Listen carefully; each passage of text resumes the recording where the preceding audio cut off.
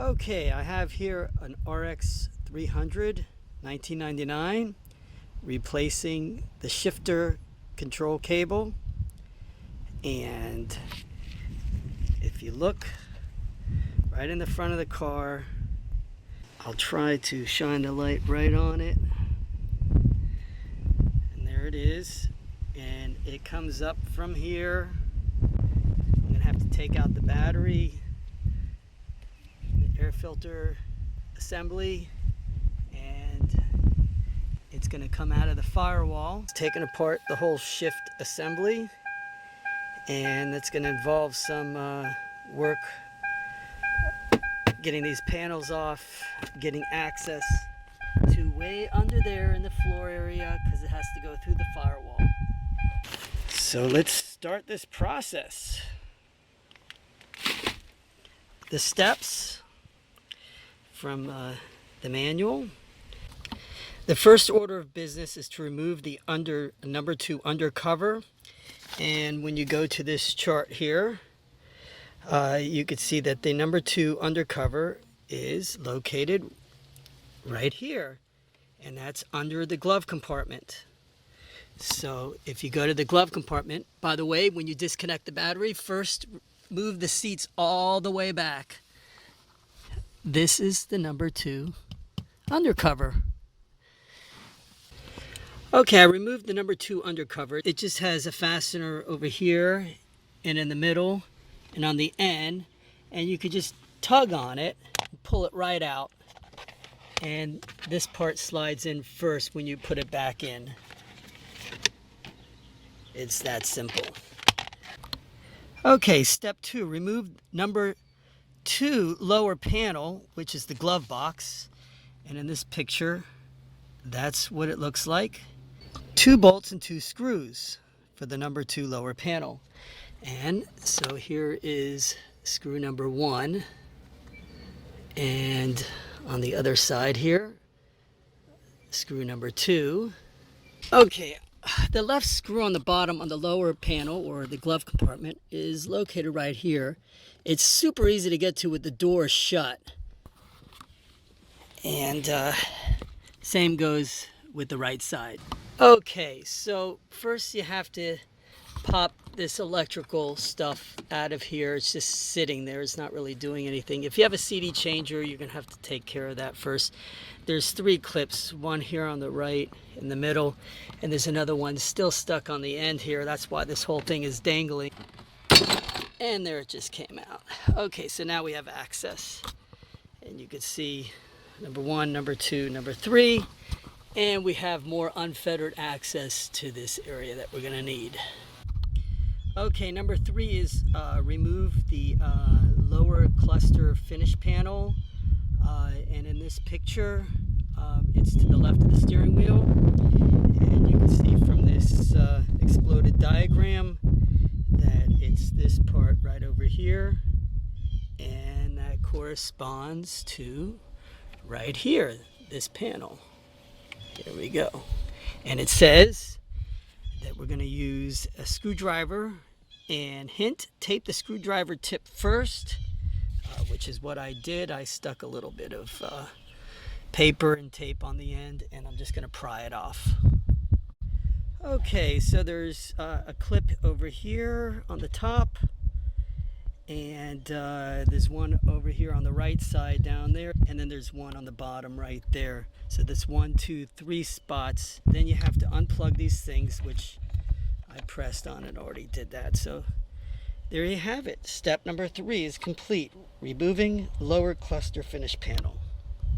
Okay, number 4 is to remove lower finish panel. 2 bolts in the bottom. This is the picture. Notice there's a snap on the top here, a snap on the top here, a snap on the top here, and one on the right side. 2 screws here. When we go to the lower finish panel, the screw is under here, and there's another screw on this side right here. This just snaps down with a screwdriver, and that's the 10mm bolt on the right, the 10mm bolt on the left. Okay, I see one of the snaps right here. There's another one right there. Okay. And it should snap out. Okay, I just finished removing the lower finish panel. OBD port has to come out. You just push in on the sides here and right here and right here. 1, 2, 3, 4, and then it pops out. This diagnosis thing slips into this hole and twists out, comes right out. This cable for the, I guess that would be the hood release, comes right out. You just have to work its way out of that hole right here. One thing I want to mention, there's a sensor here, probably or something, and when you're removing the lower finishing panel, it plugs into here, and so don't forget to put it back. Lower insert, and here we go, 2 bolts, and I got it started here. It's this metal thing here, and there's 1 bolt and there's 2 bolts, and the whole thing should just come right off. The 10mm bolt, and the bottom 2 bolts were the ones that were shared with the other panel. So this thing has a total of 4 bolts holding it on, and there it goes off. Okay, next is to remove the lower center cluster finish panel with the ornament, and then it will reveal the 6 screws. This is the ornament that they're referring to. I have to pry it off with a screwdriver, and then this is fastened by 6 screws. So let me just try to carefully do this. Okay, to get the lower finish panel ornament off, I took a putty knife and taped it up because it's super duper thin. And from this corner, I just managed to wedge it in there, and then it came out. And I had to disconnect these wires here.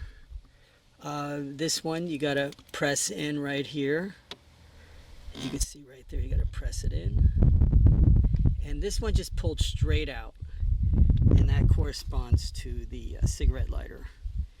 And you can see the little holes right here that lock that other clip in.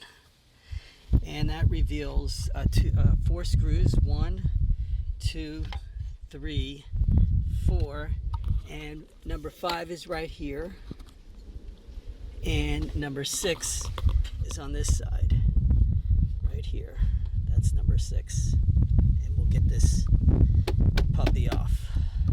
Remove the 6 screws, which I did over here. Remove the center floor carpet cover, and that's right here, in order for this lower center finish panel to come out, because it's sort of attached, so it has to come out. And it uses these little fasteners, and they just pop right out. And you can see right here, they just pop out. There's 2 of them on each side, so that way this whole panel just comes out like yay. So I just have to do the same with the other side.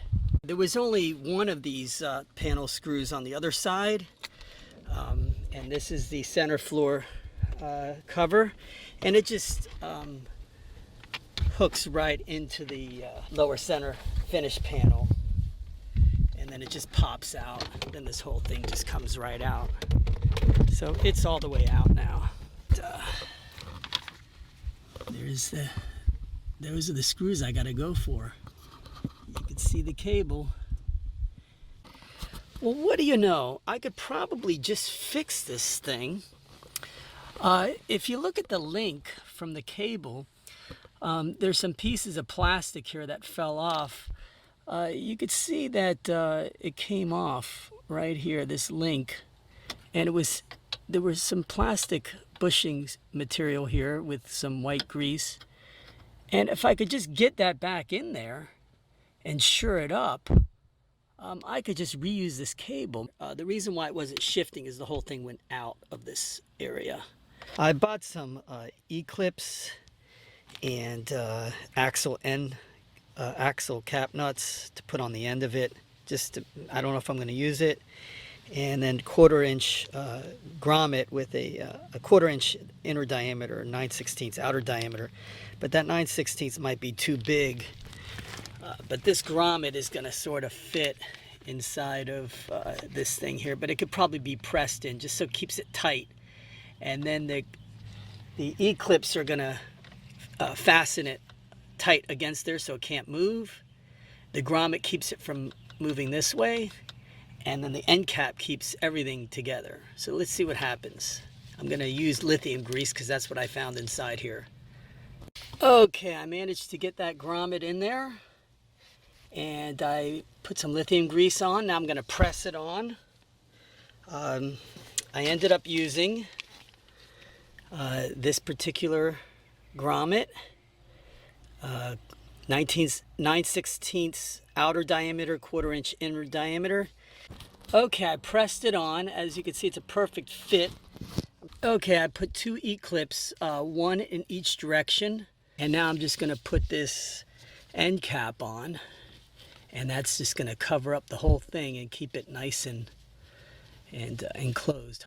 Okay, I couldn't have asked for a more perfect fit. I placed it over the end and used some small pliers to get over the top and squeeze it down real tight. And I had already loosened these 3 bolts so that I have access in here.